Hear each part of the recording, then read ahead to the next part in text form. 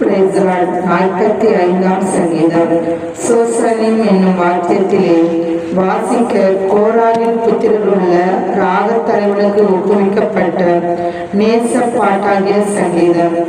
என் இருதயம் நல்ல விசேஷத்தினால் பொங்குகிறது. நான் ராஜாவை குறித்து பாடின கவியை சொல்லுகிறேன். என் நாகு விரைவாய் எழுதுகிறவனுடைய எழுத்தானே. எல்லா மனுபுத்திரரிலும் நீர் மகா சௌந்தரியம் உள்ளவர். உம்முடைய உதடுகளில் அருள் புரிகிறது.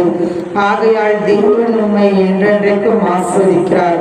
சௌரியவானே, உமது மகிமையையும் உமது மகத்துவமாகிய உம்முடைய பட்டயத்தையும் நீர் உம்முடைய அறையிலே கட்டிக்கொண்டு சத்தியத்தின் நிமித்தமும் நீதியுடன் கூடிய சாந்தத்தின் நிமித்தமும் உமது மகத்துவத்திலே ஜெயமாக ஏறி வாழும்.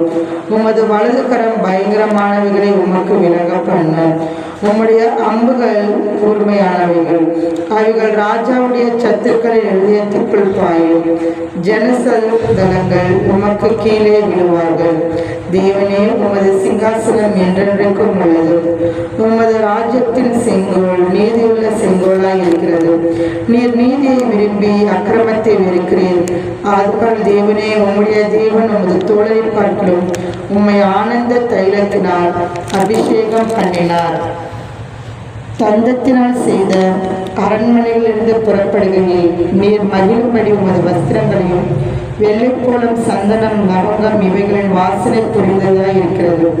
உமது நாய்களுக்குள்ளே அரசரின் குமார்த்திகள் உண்டு. ராஜஸ்ரீ ஒப்பீரில் தங்கம் அணிந்தவளாய் உமது வலது பரிசத்தில் நிற்கிறார். குமாரத்தியே கேள், நீ உன் செவியை சாய்த்து சிந்தித்துக்கொள். உன் ஜனத்தையும் உன் தகப்பன் வீட்டையும் மறந்துவிடும். அப்பொழுது ராஜா உன் அழகில் பிரியப்படுவார். அவர் உன் ஆண்டவர். ஆகையால் அவரை பணிந்து கொள். தீரு குமாரத்தை காணிக்கை கொண்டு வருவாள். ஜனங்களில் ஐஸ்வர்யவான்களும் உன் தயவை நாடி வணங்குவார்கள். ராஜகுமாரத்தை உள்ளாக பூரண மகிமையுள்ளவள். அவள் உடை புல்சரிகையாய் இருக்கிறது. சித்திரை தையலாடை தரித்தவளாய் ராஜாவிடத்தில் அழைத்துக் கொண்டு வரப்படுவாள். அவள் பின்னாலே செல்லும் அவளுடைய தோழிகளாகிய கன்னிகைகள் உம்மிடத்தில் கூட்டிக் கொண்டு வரப்படுவார்கள். அவர்கள் மகிழ்ச்சியோடும் களிப்போடும் வந்து ராஜ அரண்மனைக்குள் பிரவேசிப்பார்கள். உமது பிதாக்களுக்கு பதிலாக உமது குமாரர் இருப்பார்கள். அவர்களை பூமி எங்கும் பிரபுக்களாக வைப்பீர். உமது நாமத்தை எல்லா தலைமுறைகளும் பிரஸ்தாபப்படுத்துவேன். இது நிமித்தம் ஜனங்கள் உம்மை என்றென்றைக்கும் உள்ள சதா காலங்களிலும் துதிப்பார்கள். ஆமென்.